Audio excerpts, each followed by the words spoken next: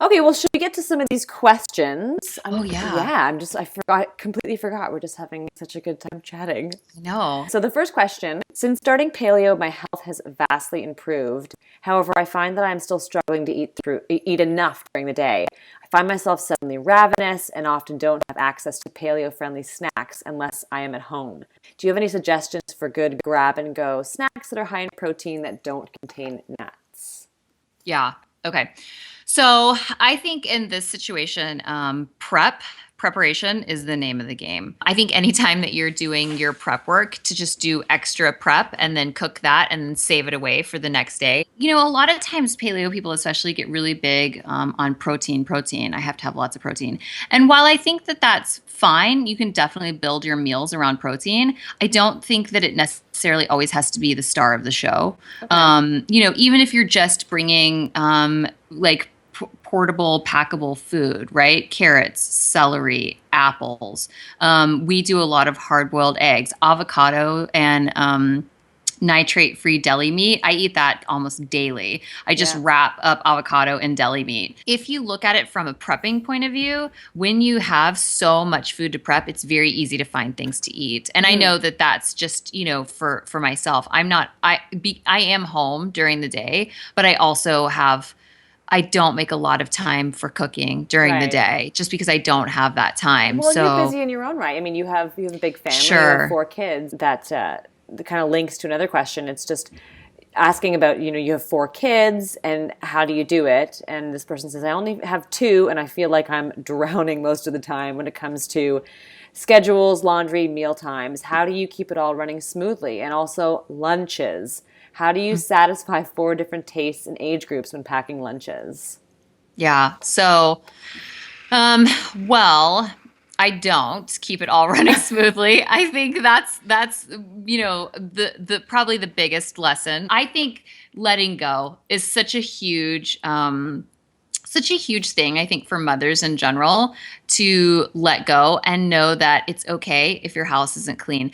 I was kind of always this person who felt like I always had to have my house tidy, right? All the toys were picked up after the kids go to bed. We pick up all the toys. We do all the dishes, and you can maybe live that way for a while. But then, as you add children, if you choose to add children, and who knows, her 2 may be the equal to my 4. You can't ever say, that like, oh, my life's harder because I have more kids, because that doesn't work. It's hard when you're the captain of the ship and you're kind of in charge of everything. It's never easy. So I don't pretend like I have a way to make it easier. It is my reality and I do the best that I can when I can. Some days I'm a super great mom and some days I'm super great with my business. But never on one day am I going to be super great at both. As for lunches, I think that's really challenging. We do pack all of our lunches here for kids to go to school. I think you just have to do what works. I know a lot of people kind of say, if their kids are really picky, like so-and-so gets this lunch and so-and-so gets this lunch. I don't do as much of that because I kind of am like, you're going to eat what I get you. I don't have the brain power in the morning to be like, make sure this kid gets this and this kid gets this. I just kind of give it, whatever we have. And then if a kid says, you gave me this and I didn't like it, then I say, okay, well, you'll eat a good dinner, I guess. Food is kind of take it or leave it because everyone's hungry here. So if you're not going to eat it, somebody else will. That's true. There's many, many hands, and if your hands don't get something, then that's okay. Then other hand is going to come along and grab it. This one says, what sort of advice would Trisha give to someone looking to start a food blog? It seems like there are so many out there these days. How can a newbie like me stand out in the crowd? I think that is like really insightful. That's true. There are millions maybe of food blogs. Maybe. Yeah. There's some really like tangible things, right? Like, so buyyourown.com. Don't go to like, don't be a something.blogspot.com or something. Buy your own space in the internet. Make sure that you have really good SEO on your posts that you're writing. Set up social media accounts, really tangible things like that. But as far as like what's going to set you apart from other people, I would say figure out what it is. What thing you have that you do that makes you different than everyone else? What part of your story is it that people are going to connect with? Because anybody can go to Pinterest and find a brownie recipe, Yeah. you know? Sure. So you have to give people something that's going to keep them coming back to you. And it's going to be you, because blogs evolve and, brands evolve, as do all things, as you kind of go through the motions and find your passions and discover what you're good at.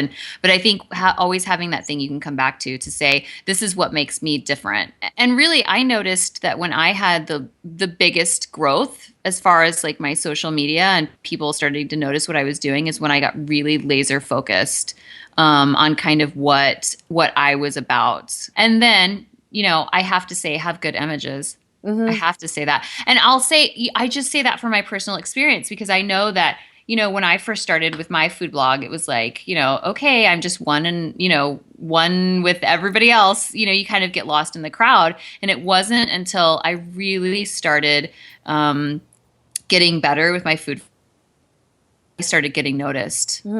I mean, truly, that's made a huge difference. When I post a picture for Instagram, it's something I've actually like thought and I've set up. I've taken time to get things out. You have props too. So I kind of say to everybody, okay, let's hold the phone. Everybody kind of stop. I'm going to set up my shot really quick. Everybody sort of patiently waits for me. Like, that's okay. hysterical. You're doing it like mid-meal. And then, yeah.